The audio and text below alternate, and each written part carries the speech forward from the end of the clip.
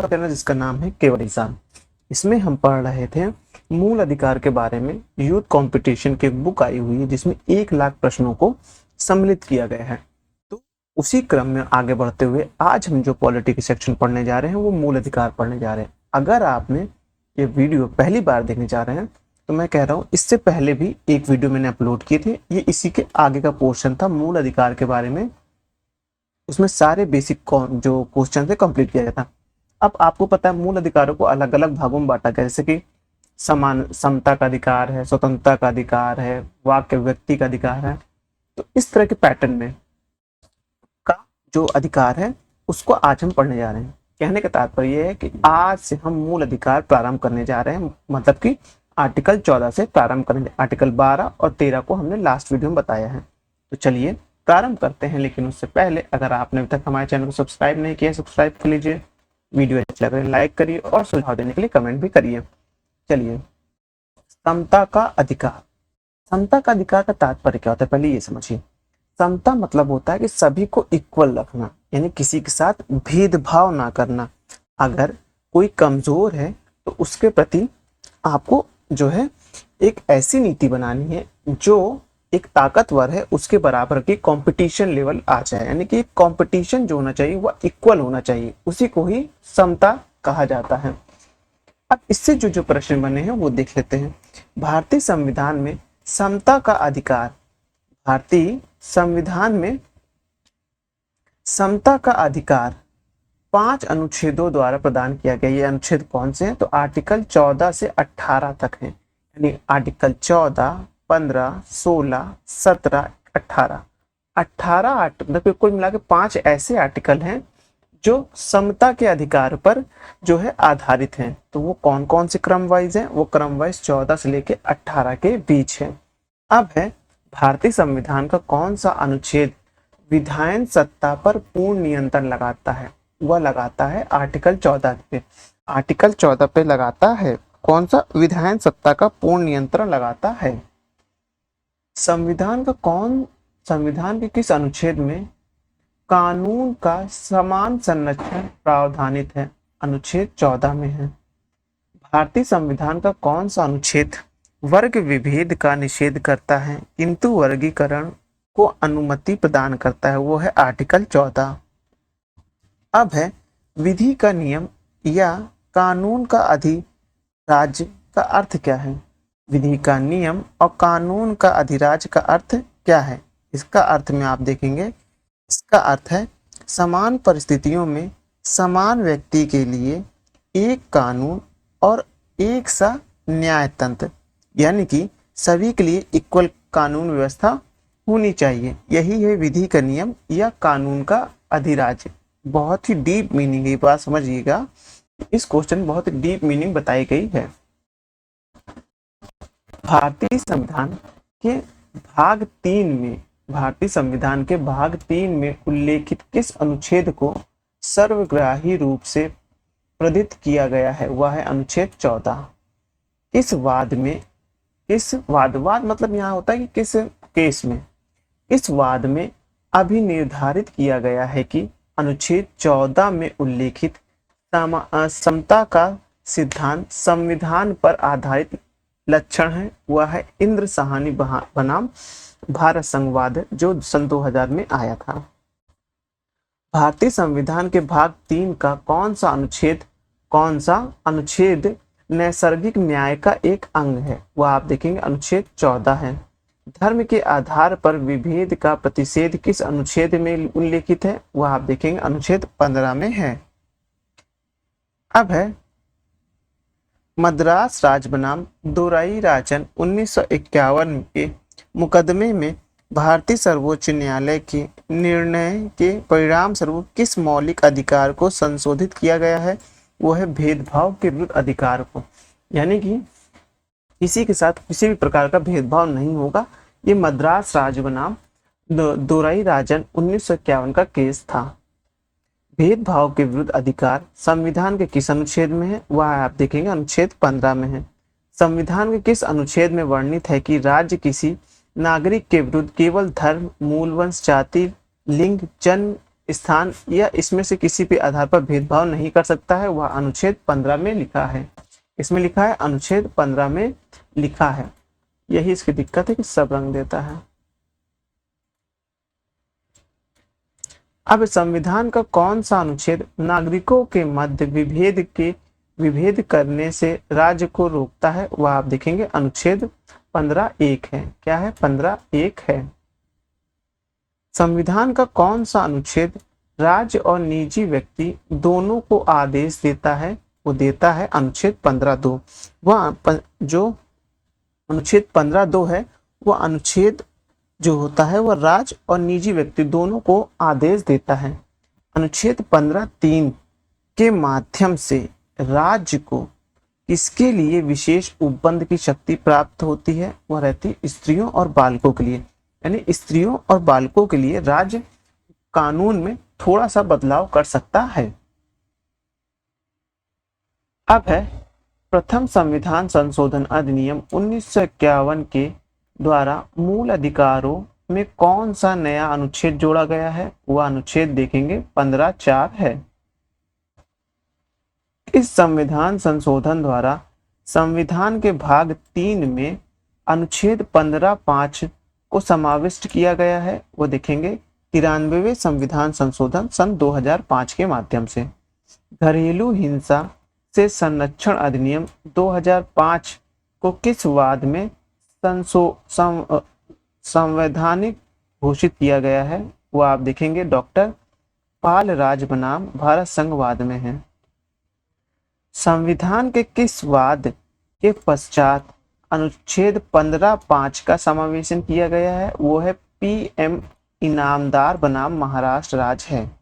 इस अनुच्छेद के तहत सामाजिक एवं शैक्षणिक दृष्टि से पिछड़े वर्गों की उन्नति के लिए या अनुसूचित जातियों या अनुसूचित जनजातियों के लिए राज्य द्वारा विशेष उपबंध कराने का प्रावधान किया गया है, वह किया गया है अनुच्छेद 15(5) के माध्यम से किया गया है।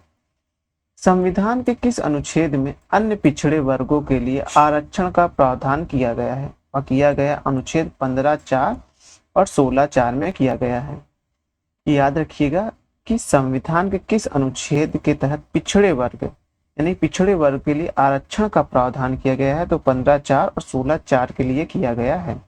103वें संविधान संशोधन द्वारा भारतीय संविधान में कौन सा अनुच्छेद जोड़ा गया, तो भारतीय संविधान में अनुच्छेद 15(6) और 16(6) जोड़ा गया। ये बात आप ध्यान रखिएगा। अब है संविधान का कौन सा अनुच्छेद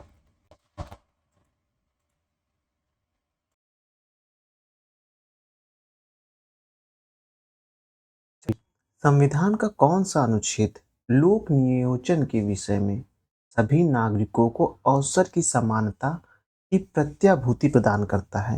यानी सभी नागरिकों को लोक नियोजन मतलब कोई ऐसा कार्य जिससे हमारी डेमोक्रेसी को बढ़ावा मिल रहा है, तो उसे करने के लिए सभी नागरिकों को समान अवसर कौन प्रदान करता है, वो प्रदान करता है आर्टिकल 16(1) और 16(2). यानी सरकारी कार्यों के लिए, सरकारी नौकरी के लिए ऐसा कोई भी विभेद नहीं होगा। इसके लिए एक विषय पे लोक नियोजन कौन करता है, वह आपको देखने को मिलेगा आर्टिकल 16 के तहत होता है। अब उसके आगे देखते हैं, भाग 3 का कौन सा अनुच्छेद राज्य के अधीन नियोजन की दशा में लागू होता है, वह होता है अनुच्छेद 16। अब है महत्वपूर्ण तथ्य, मतलब कि इस आर्टिकल से संबंधित यानी आर्टिकल 13, आर्टिकल 14, 15, 16 संबंधित जो महत्वपूर्ण तथ्य है वो यहाँ पास एक बॉक्स में करके दिए गए हैं। इसमें आपको देखने को मिलेगा अनुच्छेद 15(6) का क्या कह रहा है। इसके तहत आर्थिक रूप से कमजोर वर्गों के लिए विशेष प्रावधान किया गया। ये तथ्य समझिए, आर्थिक रूप से कमजोर यानी कि जो इकोनॉमिकल वीकर होते हैं, यानी इनको जो पैसे से कमजोर लोग होते हैं, उनके लिए आर्टिकल 6(1) जो 103वां संविधान संशोधन किया गया था, अभी मैंने ऊपर बताया था, उसके बारे में है। फिर आर्टिकल 15(6) का में क्या लिखा गया है, इसमें लिखा गया है इसके द्वारा आर्थिक रूप से कमजोर वर्गों को शिक्षित संस्थानों में 10% आरक्षण दिया जाएगा। जो शिक्षण संस्थान जैसे कि एमएनआईटी हो गया, आईआईटी हो गया या कोई और स्कूल हो गया, इसमें देखेंगे या यूनिवर्सिटी हो गया, 10% आरक्षण की बात कही गई है। अब अनुच्छेद हम देखने जा रहे हैं 16(6) से 15(6) संशोधन किया गया था 103 के माध्यम से, और दूसरा किया गया था 16(6). और 16(6) में क्या लिखा गया है ये देख लेते हैं। आर्थिक रूप से कमजोर वर्गों के लिए पदों या नियुक्तियों में अधिकतम 10% की सुविधा प्रदान की जाएगी। वही इकोनॉमिकल वीकर सेक्शन जिसके माध्यम से आप देखें 10% गरीबों को चुना जाता है। अब इसके आगे देखते हैं।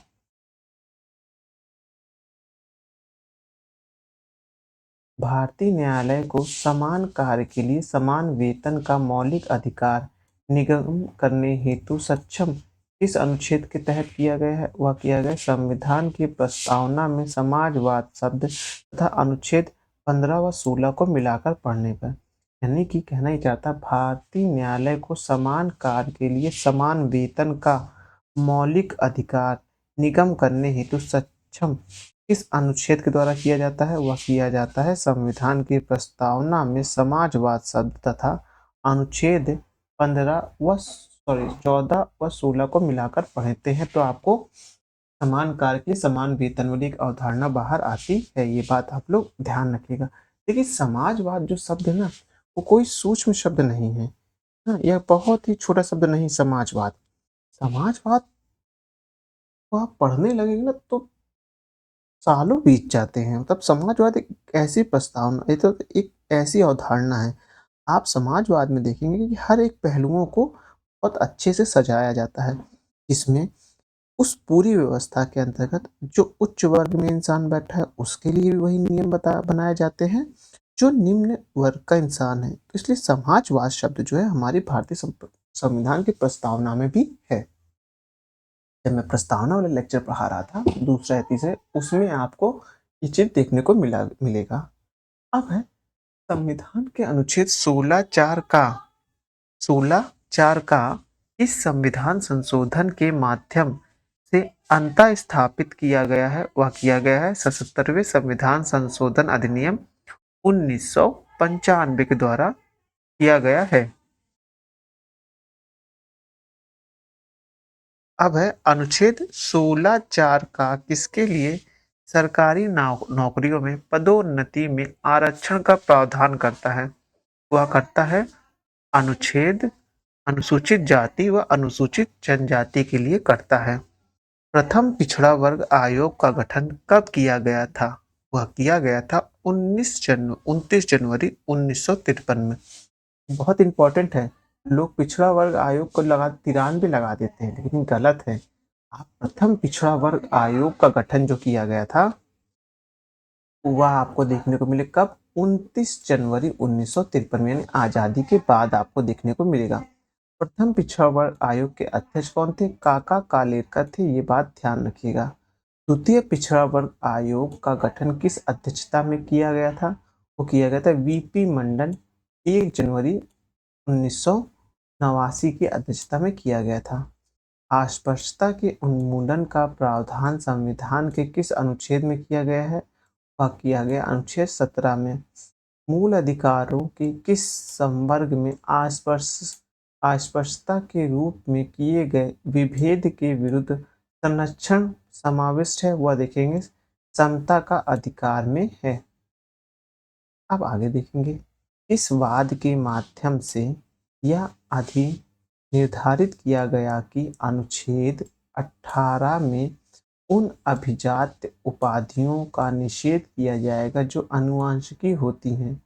वो किया गया था बालाजी राघवन बनाम भारत संघ 1996 में। किसने किया गया था, बालाजी राघवन बनाम भारत संघ 1996 में किया गया था। अब अनुच्छेद 18 में क्या तो उपाधि दी जाती है, उस उपाधि को खत्म करने के लिए अनुच्छेद 18 का लाया गया। क्योंकि जब किसी कोई उपाधि दी जाती है ना, तो वो देखेंगे ना वो व्यक्ति जो है समता के अधिकार में नहीं आता है। इसलिए आर्टिकल को सबको समान फील हो, सबको समान महसूस हो, इसीलिए अनुच्छेद 18 को जोड़ा गया है। अनुच्छेद 18(1) क्या कहता है, राज्य सेना या विद्या संबंधित सम्मान के सिवाय और कोई उपाधि नहीं देगा। यानी देखिए लेफ्टिनेंट कर्नल दिया जाता है, विद्या में देखेंगे ना आपको टीचर्स की उपाधि दी जाती है। तो बस राज्य ये 2 उपाधि दे सकता है, सेना और विधवा संबंधित प्रस्ताव में। अनुच्छेद 18(2) में क्या कहा जाता है? भारत का कोई नागरिक किसी विदेशी राज्य से कोई उपाधि स्वीकार नहीं करेगा। यानी कि अगर भारत का कोई नागरिक है उसको विदेश में जाकर किसी अ, से कोई उपाधि लेनी है तो पहले उसको भारत सरकार से पूछना पड़ेगा। अब है अनुच्छेद 18(3) कोई व्यक्ति जो भारत का नागरिक नहीं है, राज्य के अधीन लाभ या विश्वास के लिए पद को धारण करते हुए किसी विदेशी राज्य से कोई उपाधि राष्ट्रपति की सहमति के बिना स्वीकार नहीं करेगा। यानी कि मान लीजिए कि डोनाल्ड ट्रंप हैं, हाँ, वो हमारे भारत के नागरिक मतलब भारत के नागरिक बने बिना यहाँ कोई सेवाएं देने लगते हैं, कोई सरकारी सेवाओं में या कोई पद धारण कर लेते हैं। उसके बाद वहाँ अमेरिका से उनको कोई अवार्ड दिया जाता है कि आपको ये उपाधि दी जा रही है। उनको वो उपाधि स्वीकार करने से पहले अब भारत के राष्ट्रपति से पूछना पड़ेगा। भारत के राष्ट्रपति चाहेंगे उनको ये उपाधि देना है तो दे सकते हैं, अगर वो चाहते नहीं उनको ये उपाधि नहीं देना है तो वो नहीं दे सकते, मना हो जाएगी। अब देखते हैं आर्टिकल 18(4). आर्टिकल 18(4) क्या बोलता है ये देख लेते हैं। राज्य के अधीन लाभ या विश्वास का पद धारण करने वाला कोई व्यक्ति किसी विदेश राज्य से या उसके अधीन किसी रूप से कोई भेंट उपाधि या पद राष्ट्रपति की सहमति के बिना स्वीकार नहीं करेगा। ये बात ध्यान रखिएगा। यानी कैसे समझिए, आपको अगर उपाधि लेनी है तो राष्ट्रपति से आपको अनुमति लेनी होगी, ये बात ध्यान रखिएगा। यहाँ सारा गेम जो है वो अनुमति का है। अगर राष्ट्रपति अनुमति देते हैं तो आप वो ले सकते हैं, अगर नहीं देते हैं तो आप उपाधि नहीं ले सकते हैं। अब है पद्म पुरस्कार की घोषणा किस वर्ष की गई थी? वह की गई थी वर्ष 1954 में की गई थी। पद्म पुरस्कार की घोषणा कब की गई थी? 1954 में की गई थी। भारत में अस्पृश्यता निवारण किन किन माध्यम से किया जाता है? किया जाता है कानून बनाकर, शिक्षा की उन्नति द्वारा, जन जागरण के द्वारा किया जाता है।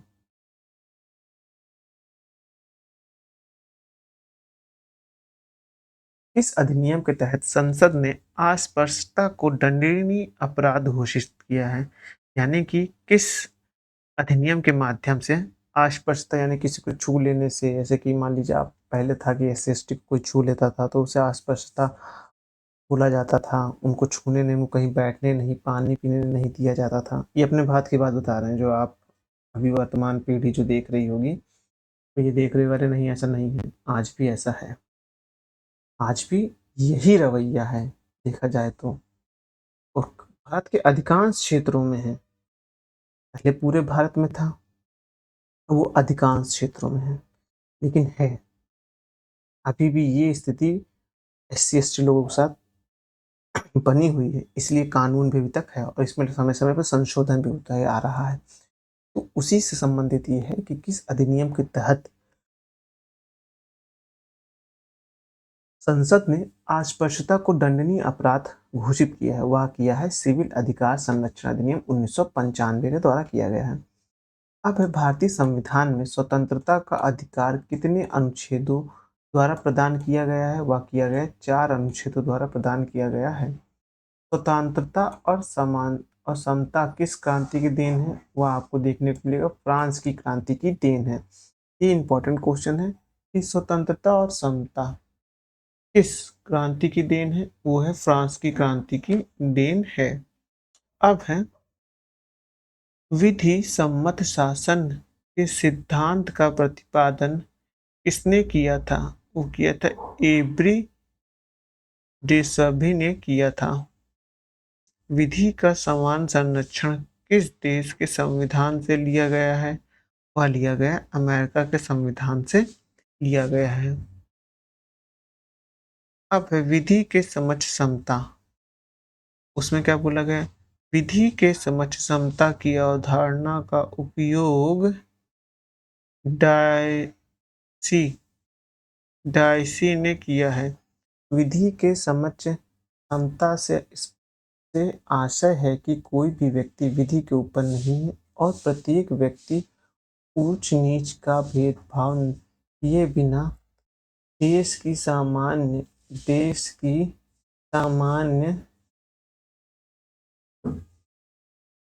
विधि के अधीन है।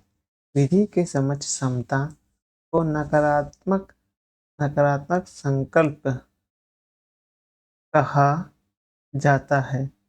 इससे किसी को भी विशेषाधिकार प्राप्त नहीं होता है। अब है विधि का समान संरक्षण। इससे आशा है कि जो व्यक्ति समान परिस्थितियों में हो उन पर यह अधिकार या विधि लागू होगी। इस अभिव्यक्ति को सकारात्मक संकल्पना माना जाता है क्योंकि इससे राज्य की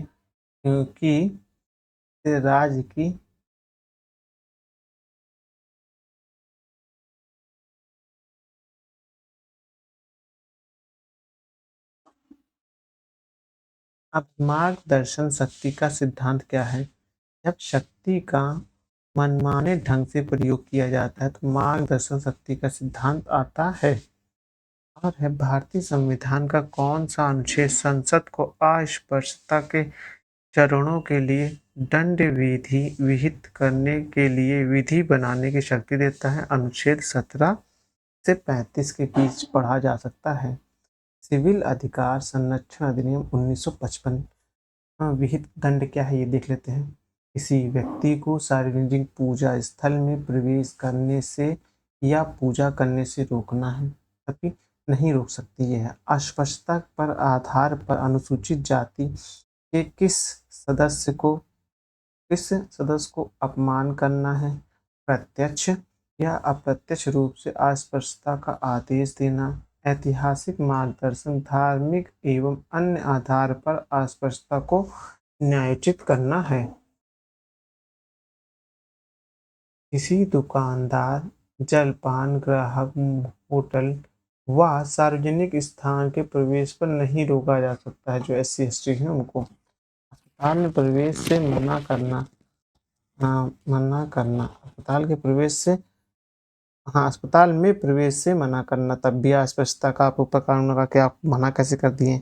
अब है माल बेचने या सेवाएं देने से मना करना, यानी कि मान लीजिए कोई व्यक्ति बोला कि नहीं हम आपसे आप कोई माल नहीं खरीदेंगे, तो आप इस तक कानून इसमें है वो आपके ऊपर केस कर सकता है।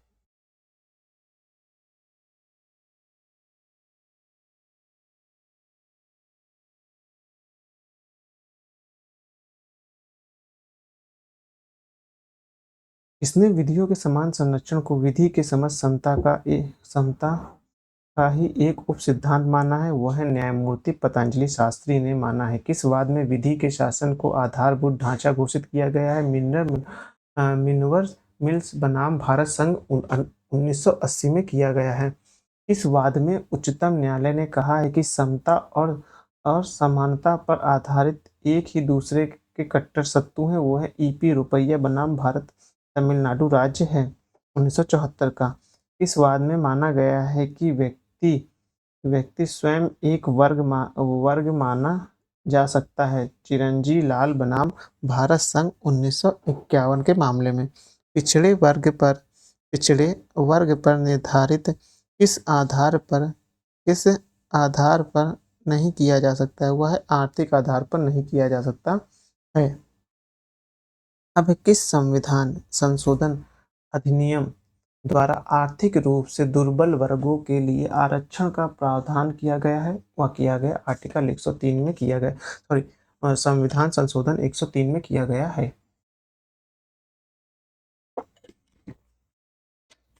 103वां संविधान संशोधन कब हुआ? 2019 में हुआ था, इलेक्शन से पहले। ये भी एक इलेक्शन का बहुत बड़ी बाजी थी। अनुसूचित जाति और अनुसूचित जनजाति को पदोन्नति में आरक्षण का प्रावधान किस अनुच्छेद के तहत किया गया? अनुच्छेद 16(4) का के तहत किया गया है।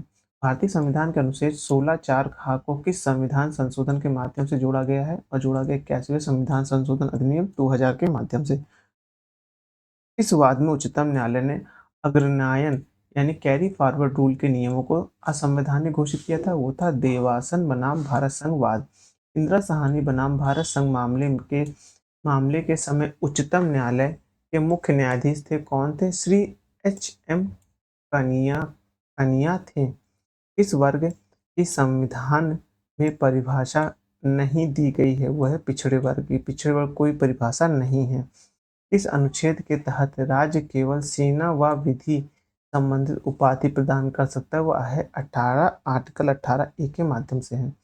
अब हम लोग नेक्स्ट वीडियो में जो पढ़ेंगे वो स्वतंत्रता के अधिकार के बारे में पढ़ेंगे। स्वतंत्रता के अधिकार में आप देखेंगे आर्टिकल 19, 20, 21 का और 22 आते हैं। इनमें जब हम लोग बैठ कर पढ़ेंगे तो इसमें देखिएगा इसमें बहुत से सारे डायमेंशन से क्वेश्चन बनेंगे। इसको मैं डिस्क्राइब भी करूंगा, स्वतंत्रता का तात्पर्य क्या है। ठीक है, अभी हमने समता वाला वीडियो पढ़ लिया, समता वाला मूल अधिकार यानी आर्टिकल 14, 15, 16, 17 और 18 और 19 सॉरी 18 तक पढ़ लिए हैं। इसके बाद हम नेक्स्ट वीडियो में पढ़ना चाहिए। समाप्त करते हैं। धन्यवाद।